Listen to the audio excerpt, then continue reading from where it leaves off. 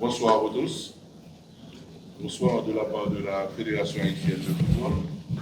C'est un vrai plaisir pour nous de vous accueillir ici à la salle de presse de New Stadium en prévision de la rencontre qui va opposer demain, rencontre amicale bien entendu qui va opposer demain la sélection haïtienne à la sélection péruvienne de football. L'équipe haïtienne est en train de se préparer pour aborder la phase finale de la Coupe du Monde de football.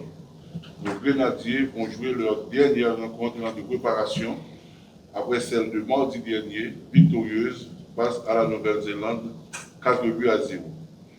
Vous avez sur la table de presse le sélectionneur national Sébastien Minier et du vice-capitaine Ricardo Adé de son frère à répondre à vos questions. Messieurs, dames, bonsoir. Ravi de découvrir ces nouvelles installations à Miami.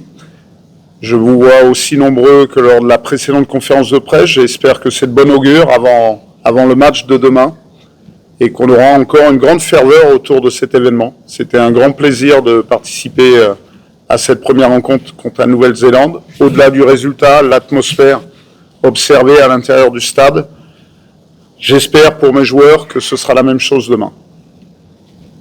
Merci. Adé. Bonsoir. Non, bonsoir tout le monde, bien content là. C'est nous on va avec questions et puis pour nous rester tout doute qui gagne. Ok. On y va avec la première question. Je suis Paul et je travaille pour Aïgo TV, Aïgo Sport.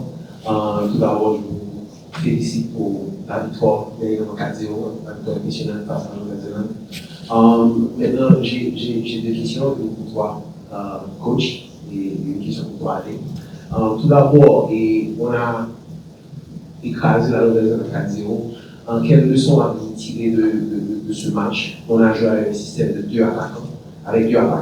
Et est-ce que vous allez continuer sur cette lancée avec deux attaquants? Et est-ce que vous allez changer ça avec un seul attaquant? Parce que c'est le sujet de vraiment de débat en Haïti et partout sur les réseaux sociaux. Ça, c'est pour vous, coach. Et Adé, et comment avez-vous trouvé la défense? On n'a pas encaissé plus face à la Nouvelle-Zélande, nous n'avons pas joué la Nouvelle-Zélande. Nous allons jouer contre l'équipe P1, qui est la P1, qui est une distance avec l'équipe président, et qui joue même des défenses. Je pense que sur ce premier match amical de préparation contre la Nouvelle-Zélande, tout a été dans le bon sens pour nous. Je pense que le score est un peu sévère aussi pour la Nouvelle-Zélande. Il faut aussi être critique vis-à-vis de mes garçons. En revanche, on a fait montre de qualités diverses, offensives, avec différents éléments, que ce soit en première ou en deuxième mi-temps. Donc c'est intéressant. Ça a montré au coach que je suis différentes options possibles pour l'avenir. Maintenant, je me dois aussi d'être critique. On avait quelques manques. Peut-être que face à un adversaire d'un autre calibre, et quand je regardais le classement FIFA ce matin, je m'apercevais que le Brésil et le Maroc étaient 6 et 7, je crois, de mémoire au classement FIFA. Ce qui veut dire que là, on n'aura pas le droit de commettre le même type d'erreur, mais on doit se souvenir aussi d'où on vient. Voilà, on est encore en évolution, en progression. Les garçons apprennent vite.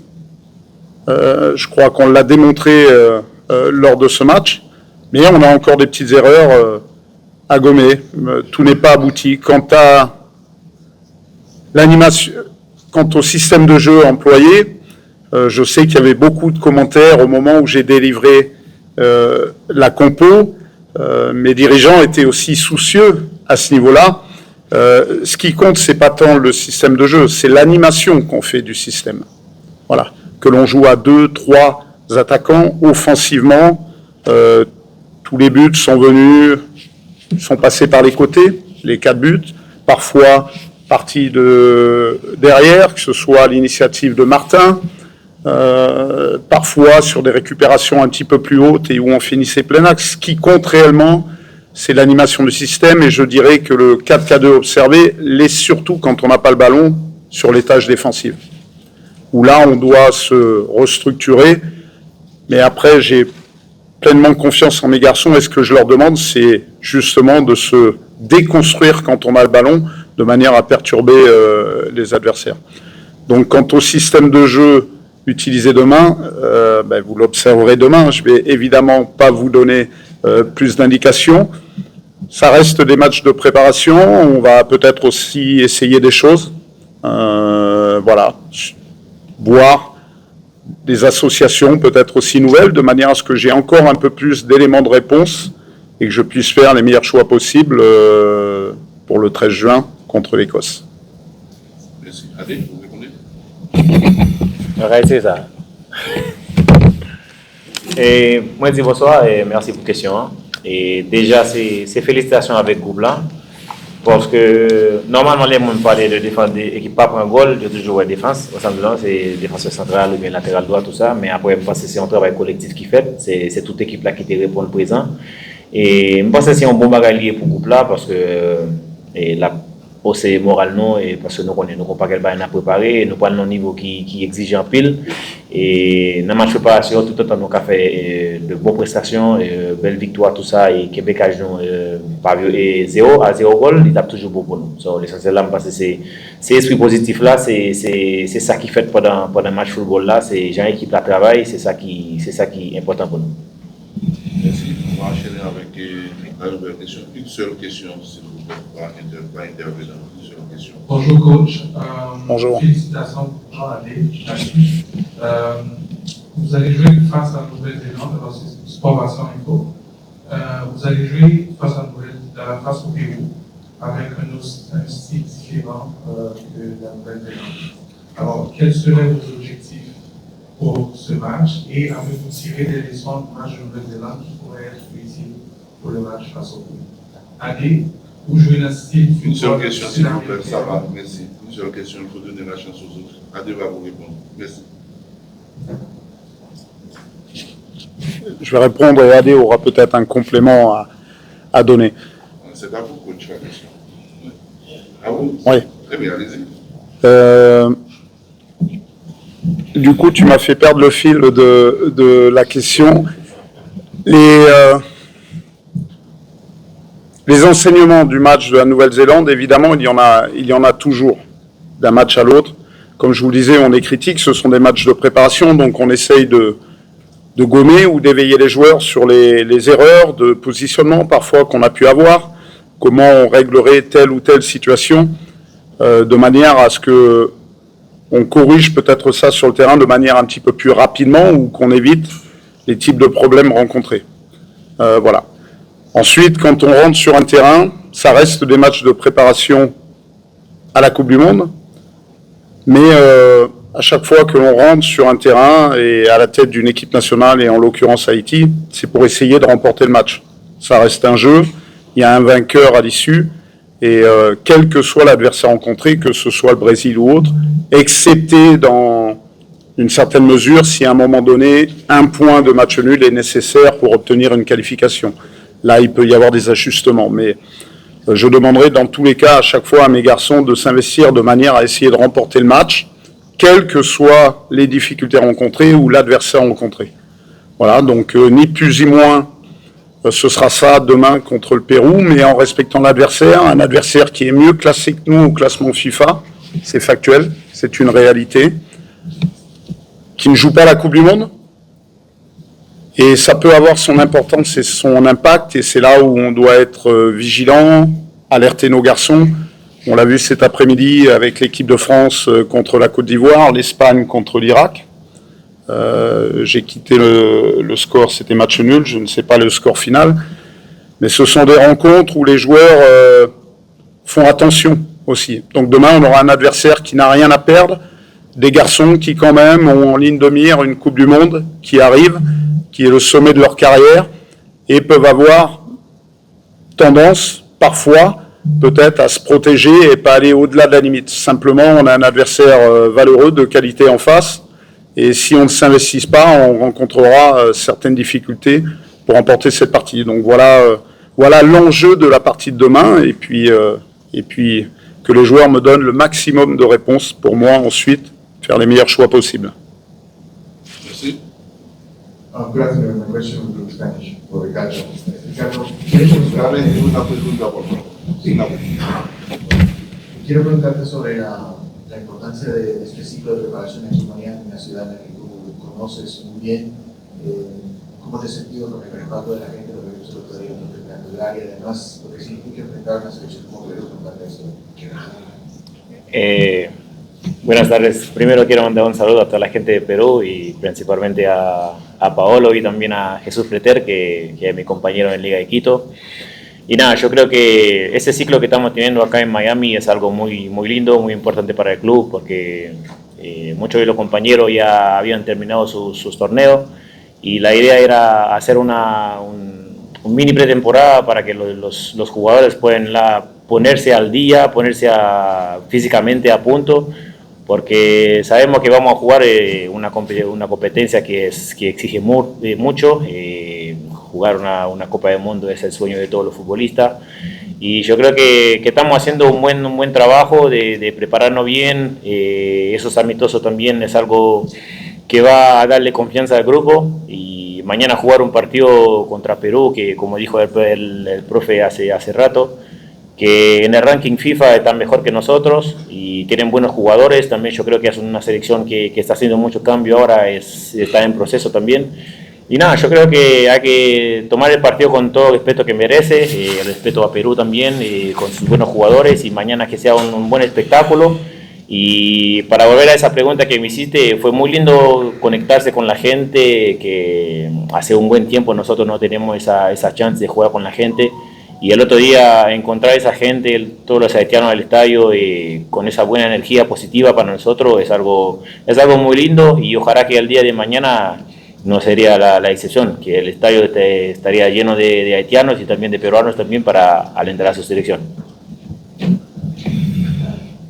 Chaplain Charles, the Miami Herald, building on the comments that you just made about the Haitian fans. Coach, you played in Fort Lauderdale, but welcome to the heart of the Haitian community.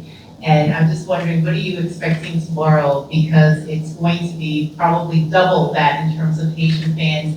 And what will that do in terms of the team and how important is that? Thank you. I expect, first of all, a full stadium, you know. I think my players deserve to play in a full stadium with a lot of fans.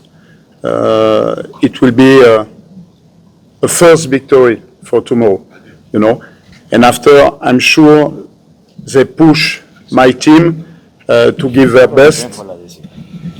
And after, I have full confidence with their qualities, their enthusiasm to propose a good quality on the field. But we will see, maybe with a lot of Haitian, un poquito de peruviano. Peruanos. It will be a good atmosphere. It's more important for tomorrow. Ok. En français ou en anglais? En français, c'est mieux. Ok. Kevin Antonio, Sport Caribe, Sport Media. On avait dit que le Pérou, c'est l'équipe qui joue le plus proche au Brésil dans l'Amérique du Sud. C'était quelque chose que vous avez tenu en compte pour trouver le rival. Et aussi, le moment politique, c'est aux États-Unis, c'est un peu difficile. Comment vous réagissez comme joueur, non? Savoir ce qui se passe dans le groupe, dans la politique. Muchas gracias. Évidemment, quand on établit le planning de préparation pour un tel événement, on essaye de trouver des adversaires qui vont correspondre à ceux possiblement rencontrés dans notre groupe. Voilà, avec des styles de jeu différents, ce sera le cas puisque la Nouvelle-Zélande n'a rien à voir en termes de jeu avec ce que peut proposer le Pérou. Maintenant, retrouver un adversaire identique à la qualité de jeu proposée par le Brésil, c'est pas facile. Si vous arrivez à le trouver, vous avez de la chance. Mais voilà, ce sera une opposition différente qui aime avoir la possession, répéter des situations de possession avec beaucoup de passes, Voilà, donc ce sera un style différent qui était peut-être plus direct avec la Nouvelle-Zélande. Ça sera à nous de trouver les bonnes adaptations dès demain. Et je pense que ça sera un bon challenge pour continuer encore à progresser et surtout être prêt dans une dizaine de jours. Je te laisse pour la deuxième question. Bonsoir, mon nom est Sylvain Barla. Je travaille Un moment, Blandel. Tu veux ta réponse en français ou en espagnol? Tu as parlé de politique, mais je pense que nous, les joueurs, le mieux qu'on peut faire, c'est de jouer. Sur le terrain, on est concentré à faire de bonnes choses. Nous, ce qu'on veut, c'est un changement dans le pays. On sait qu'avec le foot, si on peut faire les choses bien, on peut mettre de la fierté, on peut mettre de très bonnes choses avec les gens en Haïti. Nous, sur le terrain, on est motivés, on est concentrés. L'essentiel, c'est représenter le pays, c'est de faire les choses très bien. Et pour que les gens là, ils puissent être contents et pour une fois, voir son équipe en Coupe du Monde, parce que ça fait plus de 50 ans que Haïti n'a pas participé dans une Coupe du Monde, mais là maintenant on est là. Et je sais que tout le monde attend ce moment et ils vont être là pour nous. Et nous, les joueurs sur le terrain, on va faire le travail. Merci, Ali. Bonsoir, merci d'être là pour passer la discussion au secteur de vidéo qui est le network de la de télévision nationale d'Haïti. Alors, question dans cette boîte, mais avant tout, je vais féliciter coach Sébastien Louet pour deux derniers recrues particulièrement pour l'équipe là, au du monde là. Donc, nous estimons à l'heure, j'ai fait un super match. Ensuite, Lévi m'a créé notre deuxième mi-temps. Non seulement j'ai participé dans l'équilibration ballon, mais je suis venu score deuxième ball là. Félicitations pour ces deux derniers choix, ces deux derniers grenadiers que vous avez pu amener pour renforcer la sélection nationale. Alors, question, c'est pour Adé. Et Adé, qui ça dit pour vous, particulièrement de cette équipe-là, le fait que l'équipe a joué toute éliminatoire en dehors de base. Après qualification 18 novembre 2025, au départ, on est premier qui dans son challenge, nos hashtag ouvert pays là, ouvrir retourner Sénégal et ses marques, même le famille, même les gens qui restent spéciaux. Et voilà, nous à quelques jours de la Coupe du Monde, équipe là, par à fait des qualifications à Haïti. Ça veut dire pour vous et toute l'équipe là. Merci. Si je voulais parler pour toute l'équipe là, et je dis ça fait nous mal en pile, parce que nous avons l'idée d'entrer en Haïti, parce que c'est un bel bagaille. Et j'en dis là, et après qualification pour Coupe du Monde là, et j'ai lancé un message pour le pays, parce que moi, je suis qui grandit Haïti. Et moi, j'ai un rêve dans tête moi qui c'est jouer le bord de l'eau et représenter le pays, mener le pays dans la Coupe du Monde. Et malgré que ça été dans le pays, je mets tête moi dehors quand même. Et qui fait moins l'âge aujourd'hui. Et je pense que ouvert payant, c'est plus pour les gens qui derrière, c'est plus pour les jeunes qui derrière, qui rêvent dans la tête. Parce que dans le moment, j'en paye après Léa et rêve ça, je pense que c'est son paquet de rêves qui a passé à l'eau, mais je me dis aucun effort. Et l'LP fait noir, c'est des salles pour le jour. Et puis, nous faisons une qualification en jeu dehors et jouer en Floride avec fanatique nous, avec la population nous connaît nous gagne en Floride avec tout haïtien qui là, ça fait du bien. Et je pense que les joueurs ont senti l'énergie positive qui est derrière eux, ils ont senti comme si tout et bel message fanatique ont envoyé. Mais nous voulons être qu'un peu pieds nous sous terre parce que nous connaissons, nous avons pris une préparation, nous connaissons côté nous pour aller en Coupe du Monde, c'est pas un bagage qui est facile. C'est vrai qu'il y a des joueurs qui ont joué plus au niveau passé non, mais nous connaissons en termes de talent. Et ça nous suppose gagner, c'est union. Et je pense que nous avons un bon groupe, tout les gars bien travaillé.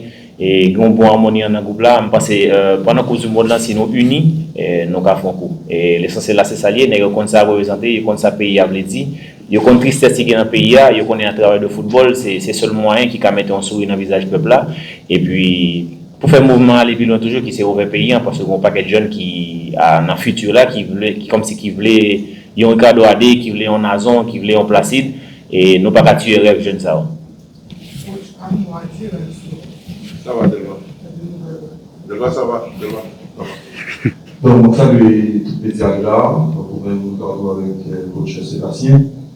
Moi, c'est Sébastien James, on travaille au David Barn, Miami.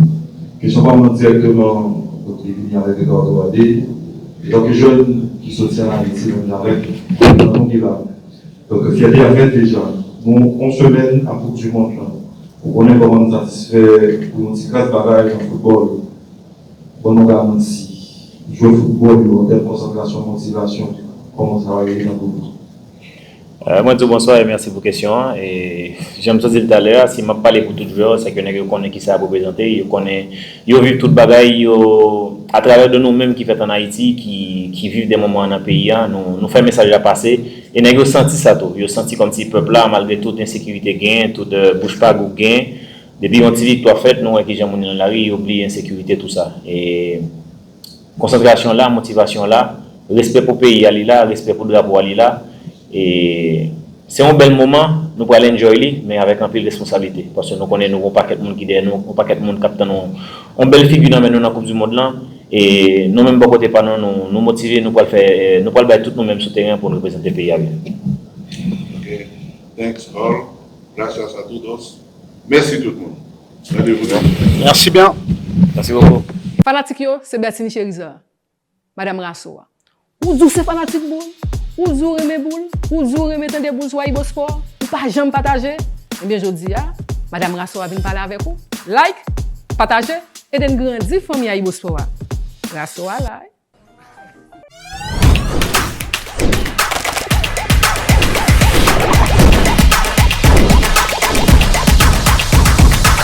Moi-même Bertini, l'aime fin font bonne émission sport, besoin d'énergie, m'ka gon Powerade.